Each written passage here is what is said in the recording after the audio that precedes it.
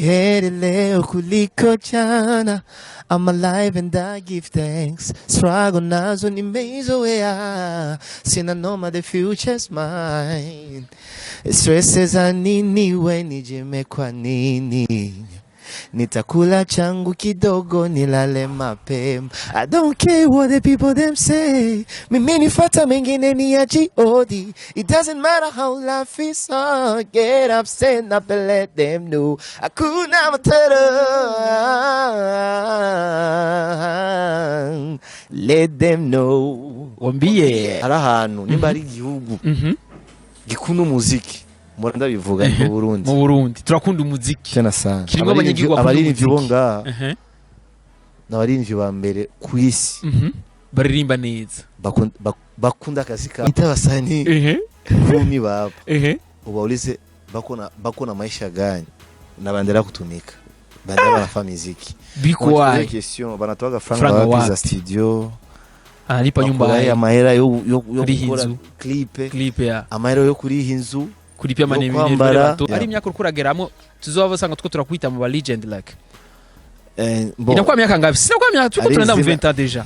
Yes, tuko jina napenda kujiita young legend ndaba legend komtel ariko basi kajya gatereme bavuga ati wakera. Yes, ndo wakera yeah, depuis 2006 ayo mahera bahaye uyo mu sishaka kumuvuga uyo mu étranger na murinzi yo ngaha. Yes, habuziki byose bigaruka kuri kintu mpora mvuga cyane kandi imisi yose patriotism.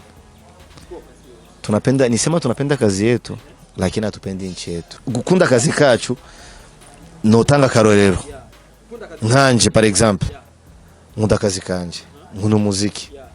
Eske unaniingiziaga comme il faut ba bantu bagize industry bari ba promoters sigama ayo makampuni canke amicale nayo naweza kaisema parce que amicale ni mara ngapi nafanyaga renyo ifanya ma seminaire par exemple. Ivyo bintu ndavyeruka igihe cha member.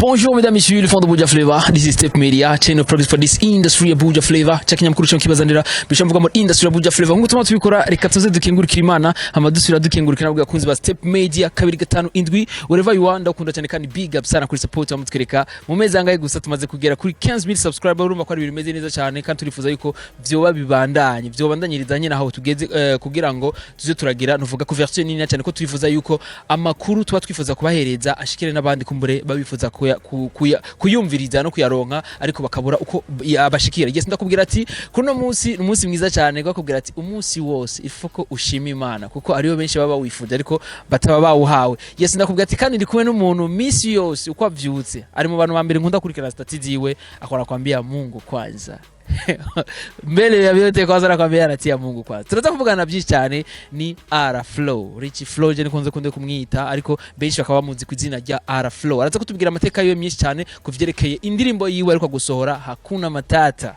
Turakunze kumva benshi bavuga ati hakuna matata. Wona manake hakuna matata we. Araza kutubwira byinshi reka kumwe tumuramutse hama asatubwira byinshi mugabo entreta genda kuri YouTube yiwe andika ko Ara Flow hari irindi zina yongeyemo araza kubabwira n'impamvu yaryongeyemo. Yes, araza kutubwira byinshi cyane katumuhe akanya baramutse ko sinomubwira ngo abidondore uwo batazi Ara Flow gushaka ko no mwanya vraiment uwo budakurikirana umuziki wacu. Reka tumuhe umwanya Ara Flow baramutse. Kaka ni yaje. Salama bro. Biradaneze. Ego turashima Imana kabisa. Bien. Yeah. Bitu biko sawa. Ya tunapumua kumshukuru Mungu kabisa. Yeah. Na nivyo tuba twifuza eko dushimira Imana. Ara Flow. Yes. Nikibazo cyane cyane nifuza kukubaza. Ati mbega kubera iki Ara Flow misi yose avyutse kuri stati ntaraba ngo nakango yamwandikiye ntaraba ngo mama kumbure cyangwa umuntu wo muri famille ari message yamuhaye. Ikintu cya mbere ukira kuri stati akandika ati Mungu kwanza. Ndibaza ikintu cya mbere nagisumba Imana. Yeah. Ntagisumba Imana. Yes, turinga kubw'Imana. Yab. Niyo mpamvu iyo mbyuse ngomba gushimira Imana. First of all. Kabisa. Ati unapasha kwanza mshukuru Mungu. Mungu kwanza mengine baadaye. Ingine itakuja baadaye. Kabisa. Kabisa. Guys ni benshi cyane bari batari bazi yuko importance yuko byinshi turakuba dukwiye guha agaciro, tuba dukwiye guha agaciro Imana yacu yaturemye, ariko hari benshi bavyirengagiza, ariko nizire ko bavyirengagiza babizi arafro. Bien sûr. Hagia na shetani inazi kwa Imana. Ndio kwanza. Yes. Shetani alijigumua kwa Mungu, lakini anajua kama Mungu ana uwezo. Ana uwezo. Yep. Tena anamuogopa sana. Tena sana. Yeah. Sasa mimi na swali arafro. Yes. Twese turabemera siko? Yeah. Kandi twese turaba chrétien. Siko? Ni kibazo ncanifuza kubera ati mbega kubera iki wibaza kubera iki Imana yeremeye ko shetani tubana nawe hano ku isi? Ico kibazo. Anani mtoto mbaya sana. Na mimi nakijulizaga. Gusa ni vy'Imana. Ni migambi y'Imana. Yenjo najua kwa nini. Ni nga example mora mvuga. Watu tunapanga tunasema iki gihe ni gihe c'imvura ibintu nk'ivyo. Lakini atutampangia Mungu. Ni gihe c'imvura bien sûr. Lakini Mungu akiamua kusema ati leo patakuwa jua. Hakuna mtu atazibia. Ni migambi y'Imana. Ni vy'Imana. Yes. Twese tuko ba Mungu. Vitu vyote ni vya Mungu. Shawana, yes. Kabisa. Anapanga gisa anataka vitu vyake. Yeye ndo anajua programu, ndo anajua nini la kufanya. Yeah, man. Kabisa. Rukumva yuko vyose Imana niba izi impamvu. Uno musi arafura gihemuka. Bien sûr. Sivyo none. Kabisa. Ndabibutsa yuko ni Araflo afise indirimbo imeze neza cyane. Utarayi nuvuga umuntu ateba azi indirimbo Araflo gusohora vraiment. Uno mwanya nimba wagize subscribe ndagukuyemo ama subscribe vraiment abantu. Ni indirimbo iryoshe s'il vous plaît Araflo. Ile ngoma iri nishinda kufuta kaka. Urakoze bro. Iri ndirimbo uko ngize playlist ngaja kuri YouTube nkumviza indirimbo nteza kuyumviriza hakuna matata. Urakoze kabisa. Entreta kopina wanje n'umufana wawe. Ntumbwire. Yego vyo. Acha kunambia bebe bina sana kabisa. Alhamdulillah urumva ko niteka vyo. Ariko atubona. Ndabivuze amaze kubimbwira kenshi. Sasa nabikwambia kwa antene. Wallahi. Kumbe uko frère uko grand frère. Byote. Kabisa. Urona. Mugaba entreta ari kiringo yo kubaza Araflo. Yes. Burya ari umukobwa mbo twibagire gato y'ikopine novuga umuntu novuga uwi wawe. Tu entretemps dufate kwa dahari. Siko. Burya ari umukobwa wewe bisi tugatumbera ugati ndagukunda akakwanga kweri Araflo. Ari umukobwa utumbera ukabwira ati ndagukunda akakwangira. Bo ndabishimira Imana ni sha umukobwa ukamutumbera ukabwira ati ndagukunda. Abanifikiaga gusa. Abanifikiaga. Bon. Nibisigura ko nivyoshika. Bien sûr vyoshika. Je kubwanje ndabona ko bitoshika grand frère. Non, vyoshika. Bon, ça dépend bivana n'umuntu. Bivana no mumbere, no natumbere. Gusa peut-être ko nzi kudraga. Peut-être. Oya weje nibaza ko na draga Araflo. Arafro ujya wibaza ko yabadraga. Noro uvyumva mu ndirimbo zanje. Weye. Unadragi? Mais c'est romantique. Weye Arafro. Niko na maverbe za hatari. Acha kurambia. Ma parole za hatari. Ya hatari sana. Ya hatari sana. Tushateseka sana mapenzi. Arafro we. Yeah. Wakunzi wa Step Media mbega wibaza umuravye nuvuga look. Baraza kuvyandika muri commentaire. Seko bwaje sindavyemera ko Arafro. Umukobwa yizi ko Arafro yibaratumbera Arafro kamwankira andike muri commentaire. Ndamumenye ko umuntu ndivuza kumenya ukuntu bameze nibiri mu mutwi. Yatazi. Birashika tere tuvyaki. Ya birashika mbo. Nibirashikira ariko. Nibiragushika. Birashura gushika. Peut-être ko vyoshika. Yego. Abakobwa turabezi neza mukunda abahungu baribare. Abahungu bafite amaso bariri cyane. Abahungu batwenga neza. Yitonda ataja mu bintu byari byo byose. Iyo beto ko nabyo kaka. Mbo igikuru n'umutima mwiza. Umutima mwiza. Yaco gikuru. Naniyo mpamvu batarakwanga. Reka tuvyakire gutyo. Amen. Keisi Araflo novuga ati yasohoka gusura indirimbo ya ni hakuna matata. Ariko entreta turifuza ko wodusigurira kubera iki uwongeye ko kajya kazina kajya kandi kaje kwiyongera kuri Araflo. The raincoat. Yeah. The raincoat, bon. Cyambere the raincoat bisigura imperméable. Ubutanyagirwa. Yes. Bon, sinyagirwa n'amajambo. Ariyo ma critique mu buzima ariyo positivité na négativité. byose birubaka Kabisa. gusa jewe ndifo bon najifocus mu bitu biko positif bien sûr que nturaba negative na negatif irubaka gusa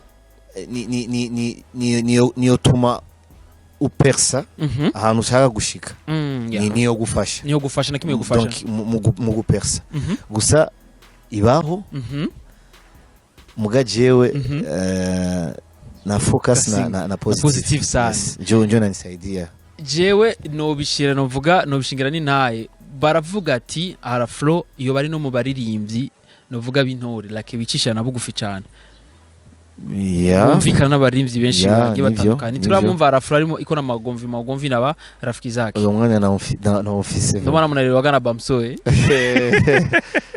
ni petit frère ni petit frère kabisa gese ati rero wadusigura impamvu kajya kazina wakongeyeko ati rero umuntu bayifuza kurikirana na YouTube yawe yo kwandika ko gute araflo yo kwandika araflo the raincoat bon si ni epele the raincoat asema tu yes imperméable ukiandika imperméable shaka ko bagwa translate mu cyongereza barabitahura yes gese ati rero andika ko araflo the raincoat the raincoat l'imperméable yes mwandika ko araflo the raincoat hama ucubona novuga YouTube yiwe hari ku indirimbo novuga yigesaso oh my god ndaivuza hakuna matata utazani nasema kitu kingine kitavuga mu izina bro ni hakuna matata kabisa urazi ko hakuna matata tunaisikiaga tu hakuna matata ni tuzi je exactement je kuno mwanya sindamenya signification ya hakuna matata ni mu Giswahili sigura ko musigura mu Kirundi no bivuga gute hakuna matata ni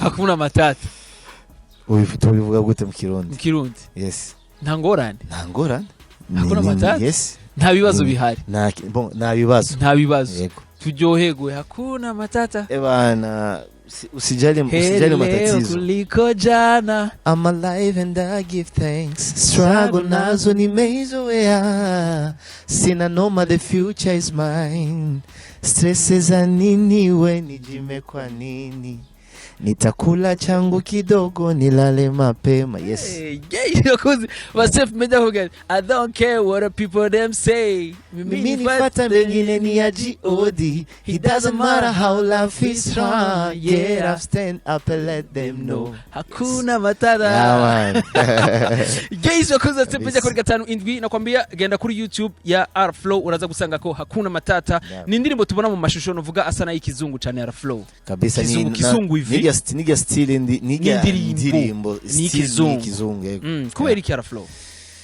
bon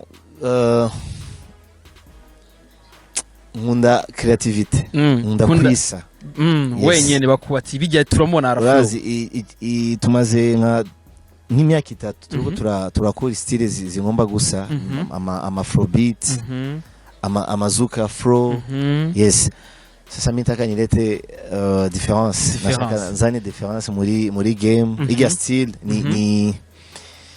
ni denso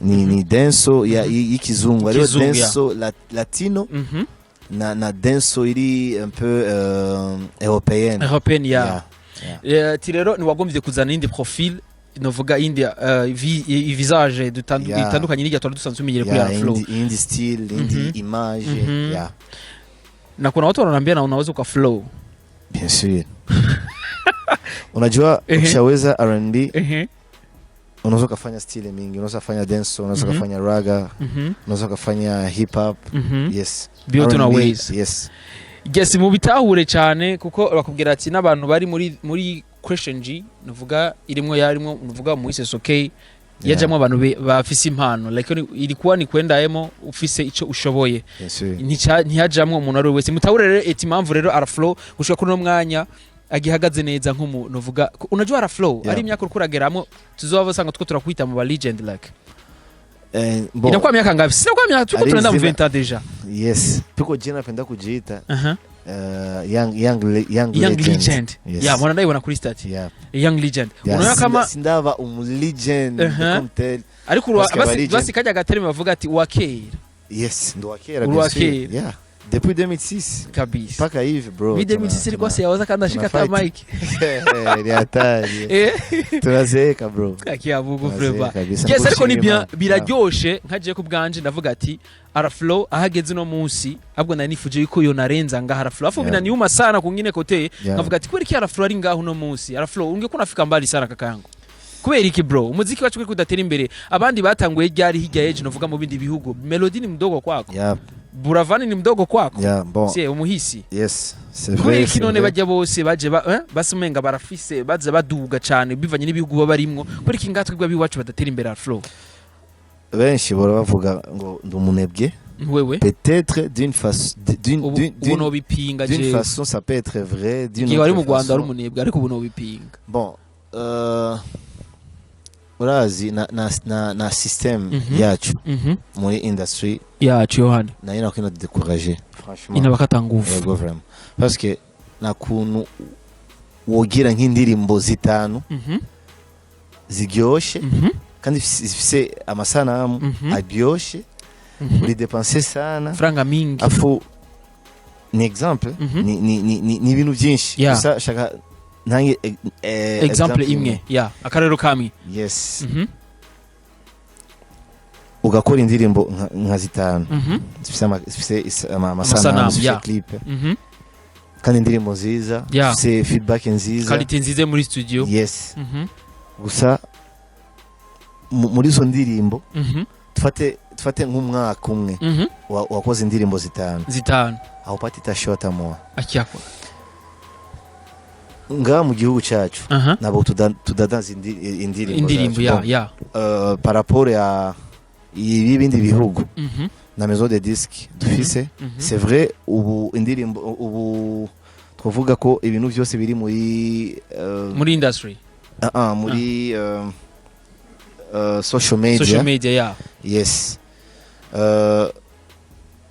hari abaririmbyi YouTube ibariha n'abandi baririmba itariha yes sasa kama unategemea mu YouTube kulipa utakupatia franga afu ufanye muziki kidogo bro hazikasaidia sana ndio kunda atuka ni ibintu bigoye cyane atuka vraiment nk'abantu basanzwe kuri YouTube baratahura umusaruro wa YouTube ko ari muke cyane yes unajua asikudanganye msanii wote hapa iko na besoin ya show msanii wote iko na besoin ya show hapa Burundi iyo nakwambisha kweli benshi bafite aba manager ndibaza muga undo baulize wa manager kama ari kiboneka wanabalipaga kumwezi hakuna ni vigumu tena sana unatona uko unatumika bakipatia show wanapatia show wengine wewe amafaka kama bakuoni lakini nyimbo mkikutana na wanakuambia bro kuna muziki ukora man indirimbo yawe nziza man indirimbo yawe irarenze ibintu nk'ivyo lakini bakifanya show wanamuita Beni bro bitu gani ona bitu ya hivyo binakata nguvu sema nimba arahantu nimba ari igihugu gikunda umuziki muranda bivuga mu Burundi turakunda umuziki cyane sana kirimo abanyagirwa abaririmbyi bonga n'abaririmbyi ba mbere ku isi baririmba neza bakunda akazi kabo gute itabasani kumi baba ubaulize bakona maisha gani na bandera kutumika bandera banafa muziki bikwa question banatoa franga wapi za studio analipa nyumba ya mahera yo gukora clip ya amahera yo kuri inzu kulipia maneno watoto yes déplacement tout ça bro problème sana ni secret harotse ko turavugana no munsi novuga Araflow novuga yariko arambwira ati ngo bujya biva kuri ya mashira hamwe bana tuagansi ya financement sasa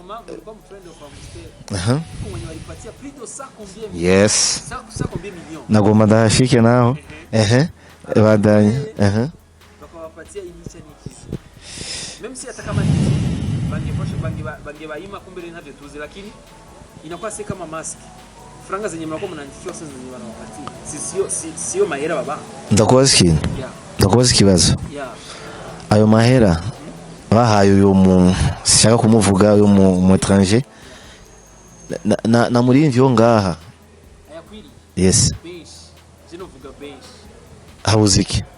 ivyo naho ndakubwira twumbere nyamashira hamwe tuvuge Bon, vyose bigaruka kuri kintu mpora mvuga cyane kandi imisi yose, patriotism. Tunapenda kazi yetu lakini hatupendi nchi yetu. Yego. turakunda kazi kacu Muga yes, nedukunda ivy'iwacu. Yes.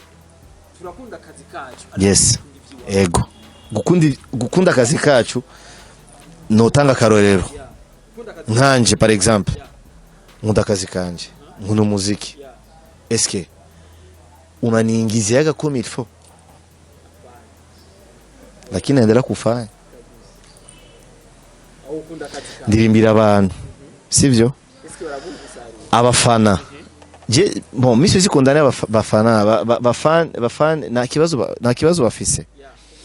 Parce que tukifanya show bana tunaga barabara tunapita tuna magari siba moya, lakini tukifanya show banakuya. Yes. Bivuga ko badufite urukundo. Gusa bantu bagize industry. Bari ba promoters sigama ayo makampuni canke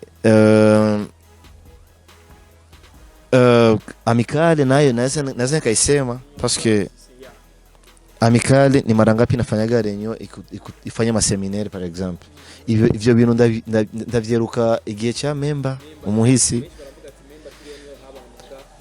Yes, nukuri kwa Mungu je normalement dutegerezwa ku mwaka no gukora seminaire nka zitatu zo guhuza abaririmvyi tukicarana tukaraba aho bipiriye. Yes, ikintu nk'ico tena na entre nous abaririmvyi dufise ikibazo ikihe nidukundana. Yes, abaririmvyi dukundana. Yes, si bose nkanje par exemple ndakipatia exemple kwangu parce que uko nauliza mie na undi muririmvyi ari nga mie kama mie sina problema na msanii hata mmoja tena ndavyishimira. Yes, nishaga bisema na narudia kubisema. Mimi natia hata 100,000 hapa ya rafraîchissement ya bandi baririmbyi. Mimi naita wasanii munye ko na idée turabe umunsi turaba ahantu twicara tufanye kapiti seminaire tuangalie parce que idée zenye uko nazo na mimi zenye uko nazo tukikutanisha zinaweza zikafanya kitu kikubwa. Unaona? Piko watu banaya ku gisia YouTube inaweza kulipa basani. Piko na bangine ababijui. Piko mtu mwanza iko na ma views tena mingi lakini utana yes iko na followers nyingi lakini hajui gisi na gisi na nitamulipa. Yes, hiyo recette ataitoa. Yes, kitu kama hicho pete tunaanza kuona jocho kitu mimi tukikara pamoja kinionyesha na mimi nataka kuambia bana bro naona wewe ma views na kirenga naweza kukusaidia na mimi ukisha utapata ma views kitu kama hicho tuka échanger. Yes,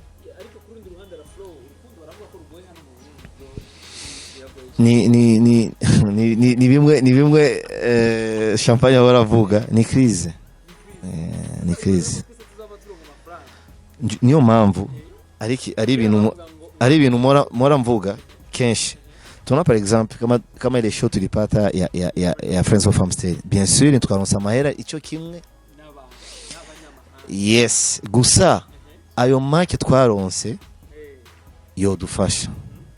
Ayo make twaronse yodufasha mu investir par exemple nkanje bisakabari. Si sakabari kanini kama zile za Chez Gerard. Gusa karamfasha amahera ya déplacement, karamfasha amahera ya mainite, karamfasha amahera yo kwinjira muri studio, karamfasha. Sasa bangine basanii nasabambia na yebo ukipata kidogo bro angalau unaweza kuinvestir bikusaidie kabisa. Ukule ukule 20 uacha hata 40 Arafro sinaenda vitu kafisa kabari. Arafro kabari tugere tumushorere bashe. Ewa karibu kabisa. Ndaga sukumani kukutane ku kazi. Yani haja muhera nyene tukusapoti. Karibu. Tubihane ko urumva ko na Gen have narinzi.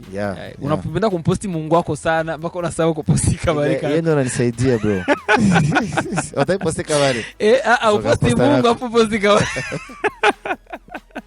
Ni hatari Mungu kwanza kabisa. Kesho kuza step njya kuri 5 tugiye mu by'umuziki novuga twoyaga byinshi twoheza Araflo ariko ari kiganiro ndiko ndazana vuba nshaka ko tuzokorana ndakwambia tukimaliza emission ndifuza yuko tuzoe twicara leo ndakwita we afu nangana nite na ungire mu organisateur wa evenement tunabifanya sana nikizani bikisha kwa bingi bitakera watu masikio ndazi bizova bizana umusaruro sivyo none Araflo reka tuvuge ku bw'umuziki gatoyi ko ni John Lare sana kaka misi yose John Lare umubona mwihuja musore numunari trop talentueux arafise ingabire n'umunyempano yego vraiment kandi cyane gose sigura ko birataburitse ko muronde abandi navyo bazi barabizi lakini seulement icyo nabonye kuri John Lare ngitandukanye no kubandi akunda akazi kiyo tena arisuzugura bituma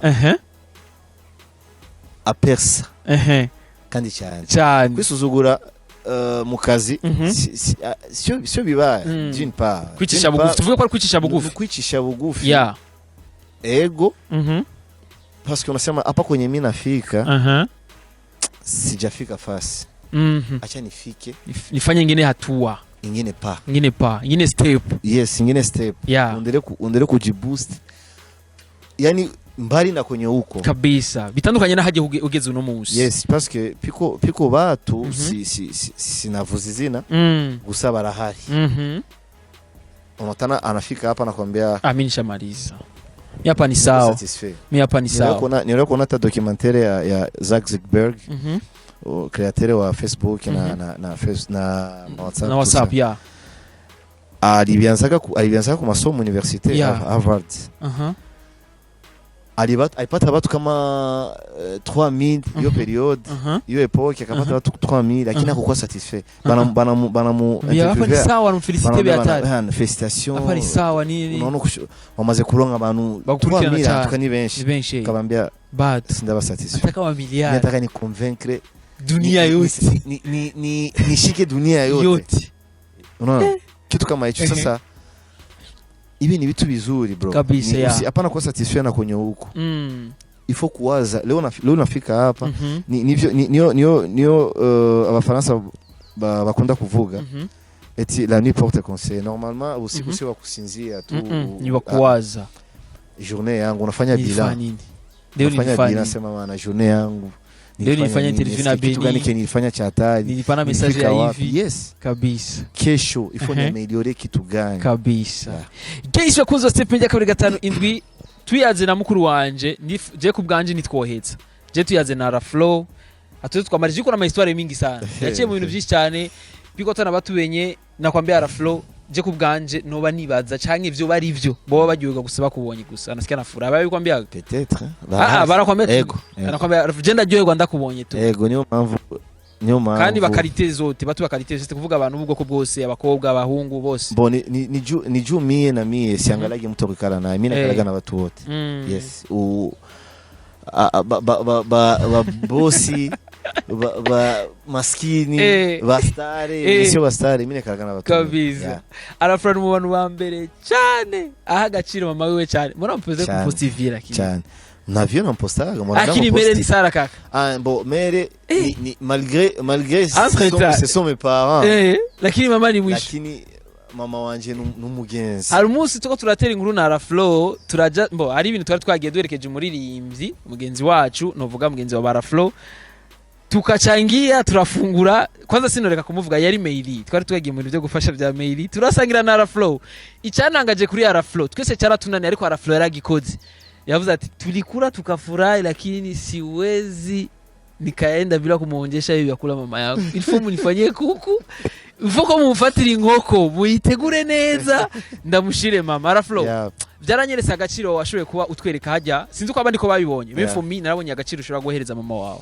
ya n'umugenzi wanje n'umufana wanje wa mbere c'est ma meilleure amie ile kukwa kuikuraga we iliko gaya mama kweli au utakutudanganya subwa mbere ndabikora nabandi rero barabizi uramaze kwikora nabandi bantu babibona tena nampiga hata simu namuuza ukumbuye iki ndakuzanira byarampaye icigwa kaka kuva ico gihe naje narayifashe mu inzira naje ndabikora niyo mana yo kwisi kabisa abavyeyi utubasha abavyeyi burya nta kintu uvamo na cane ndomana ukona adabu ya hatari lakini adabu ya sana nayo kaka tout excès mauvais ushabiona adabu ni amana tu maisha utakutonaga uliacha kuoa abazazi watasirika deja avia shankosisha amana mbe bana fanya uowe sasa mukazana none zari mukazana ara flow biri mu nzira bako bengi biri mu nzira pa utachonganisha na rafiki yako nilikuwa nilisafu na dada nisaba gusa like urumva ariko kurundi ruhande ngira ragutahura like na mondo limo cyane lakini myaka ishakuwa mingi mimi nakumbuka ulimunambiaka ulimrepresentaka ungali unatoka Rwanda uvuye mu Rwanda tubonanye nikakufanya ka surprise pale like ntavyo wari witeze ucumbwira ati burya ndafise umuntu wanje mugenzi wanje cyane umuntu wanje ndifuza ko tuzosangira ubuzima bwanje aragufana cyane birandyohera ariko kuva ico gihe ishakuwa myaka karibu 3 hivi ara flow ni joy ko huko unamkawiza sana dada joy ko huko ni yeye ndo anabikawiza en fait toi tunalipanga mariage yako kaka mwanamke watasirika hapana joy wataelewa tu basi siwezi kwa watu wote uko umoe mimi naona watakusambulisha lupango baba ifo kuchagua ila ushachagua deja ulichagua kazi zamani lakini tunaona watu tunafahamu mwili ndugu watu wabaya sana tuko watu biko watu wenyewe utaandikia tena message hapana huyo mtu mwenye nikiandikia message asinijibu atakuwa wewe ndio utakuwa unabajibia ate hapana mimi lazima nijiwe watu wote na yeye anabijua niko mtu wa watu yes anabitaura neza ara flow nafuha alikuja kwangu ananikutana niko deja na jina uko na jina uko na brain sasa jita star lakini uko na jina sijawa star x mimi nabitaka kaki unabitaka kwenye unafika unataka kufika wewe hapa niko na jina niko tofauti na wengine yes kabisa yes nizere ko azobitahura kandi azobyakira bitazobituzanira novuga umusore wacu umuhungu w'igihugu yaramaze gukora byinshi cyane nakwambia ara flow urafise icyo watereye cyane mu Burundi sinze kubita urafise abantu wakundishije waragiye mu Rwanda barakunda umuziki w'u Burundi en faveur y'umuziki wawe na cyane na example nyinshi ari bigo byinshi byateye imbere kubera entertainment yakugati rero na wewe umuhozi wa nibaduha agaciro mwifuza abandi abaririmvyi mu bindi bihugu ya no bivuga gute kama wengine wafanya kazi erega muri bakunzi b'igihugu mwe bien sûr mie polisi nanisimamishaga hata nabambia bana tena umuririmbyi urazi ko ambassadeur w'igihugu ngo ambassadeur we ndumuririmbyi bisiguriki aho ndi hose je dois représenter mon pays ndaririmba mu rurimi rwacu deja ile langue naimba mu Rwanda bakora Twitter tugende mu karaoke kabarundi ya tatu tunemba misigani ya kirundi za barundi ya kidumu ba chanjo ba Africa Nova tuna represent inchi il faut tumombe sasa novuga president nyakubahwa son excellence Evariste Ndayishimiye akupatie passeport diplomatique pourquoi pas naye tena mimi kisa problème ta kwenda servi wewe hakuna visa nikishakuwa na passeport diplomatique Mosia niko na access ya inchi nyingi sio tu servi kimwe novuga agaciro baha abandi bari abakinyi umupira yes ba basketteur ba footballeur badwe natwe na Francine niyompamvu kuri badwe natwe batwiruke natwe naragize nk'ubaza gato barambwira ati mu bantu bari muri entertainment novuga ko muri entertainment na sport irimwo bambwiye ati ngo umuntu afite passeport diplomatique ngo ni Francine niyompamvu pourquoi pas les musiciens ko ikina bamato passeport diplomatique par exemple yes kama hivi ngoma dramatique nasikia inafanya vurugu mu East Africa madam kwa sympathie na yeye sote tunamerite kabisa sote tunarepresent inchi tukienda kinyume na nchi yetu kabisa yes badua agaciro natwe sawa sawa. Yes, kitu kama hicho bro. Igeisho kuza step njya kuri 5-7 nakubwiye twoyaga byinshi niduheze ariko reka ntacyo tugere mu sozo kaka meweze kwenda hivyo ndazi kuzikuririmba kandi abantu barazi kufise mana ariho izina Farias yigeze guha novuga Shani Queen yahoze ari umugenzi wa kera yamubwiye ati ngo she the beautiful voice unakumbuka ile jini sasa sijui kwa kina wanaume wanamwambia gaye umuntu afise ijwi ryiza ririmba neza twovuga gute good voice good voice